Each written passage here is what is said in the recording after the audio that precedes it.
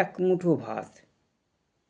সংসার বিতাড়িত এক থুরথুরে মা লাঠিতে ভর দিয়ে চলেছে আর বলছে, এক মুঠো ভাত দাও, শুধু এক মুঠো ভাত দাও না মা, এক মুঠো ভাত, দুদিন হলো কিছু খাওয়া হয়নি, পেটে ভীষণ ক্ষুধা, কত মানুষের দরে দরে ঘুরলাম, কেউ দিলে না এক মুঠো ভাত, শুধু এক মুঠো ভাত।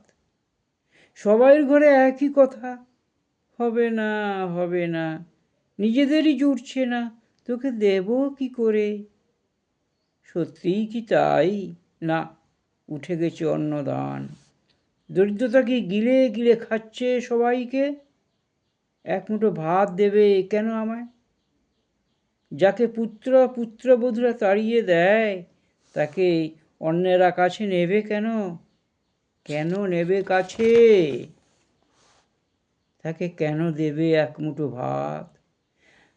যাদের 10 মাস 10 দিন গর্ভে ধরে এনেছিলাম এ পৃথিবীতে, মানুষ করেছিলাম উচ্চশিক্ষায়, সে আজ, এই কি আধুনিক শিক্ষা? এই শিক্ষায় দেশটা চলেছে অবক্ষয়ে।